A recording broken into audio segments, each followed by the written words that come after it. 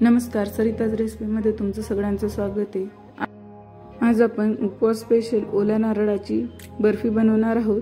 खूप टेस्टी लागते आणि ही बर्फी तोंडात टाकताच विरघळते। खूप सोपी रेसिपी आहे, तुम्ही नक्की ट्राय करा। चला तर मग रेसिपीला सुरुवात करूया। सगळ्यात आधी मी इथे एक कढई ठेवलेली आहे, त्यात मी 2 चमचे तूप घालून घेणार आहे।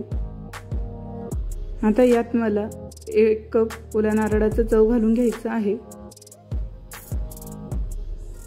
आता याला व्यवस्थित आपल्याला परतून घ्यायचं आहे। जवळपास 1 मिनिट आपल्याला याला परतून घ्यायचं आहे।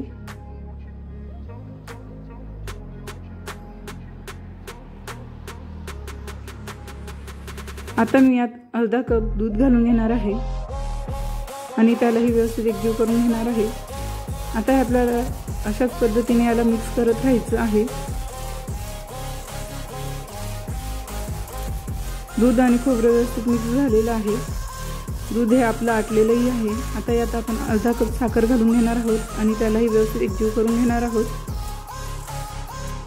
दूध घातल्यामुळे आपल्या बर्फीला खूप छान अशी टेस्ट येते आणि ते खाताना खूप सॉफ्टही लागते। पाहू शकता साखर पूर्णपणे विरघळलेली आहे। आता याला आपण असंच मिक्स करत राहणार आहोत। पाहू शकता आपलं मिश्रण छान असं घट्ट झालेलं आहे।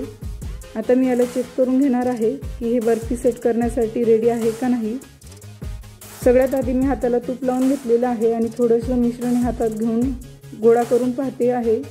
गोळा हा छान असा सेट होत आहे, म्हणजे आपली बर्फी सेट होण्यासाठी तयार आहे। मी इथे एक मोल्ड घेतलेला आहे, त्याला मी तुपाने ग्रीस करून घेणार आहे आणि आता मी यात कट करून घेतलेले बदामाचे काप घालून घेतलेले आहेत। डेकोरेशनसाठी हे पूर्णपणे ऑप्शनल आहे। आता त्यावर आपलं मिश्रण हे घालून घ्यायचं आहे आणि याला व्यवस्थित सेट करून घ्यायचं आहे।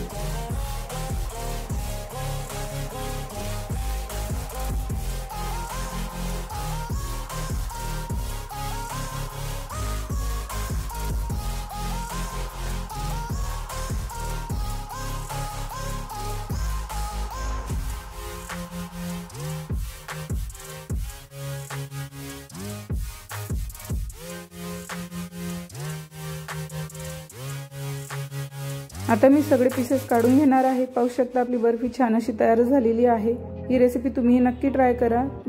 व्हिडिओ आवडला असेल तर व्हिडिओला नक्की लाईक करा। चॅनलवर नवीन असाल तर चॅनलला सबस्क्राइब करा। थँक्यू।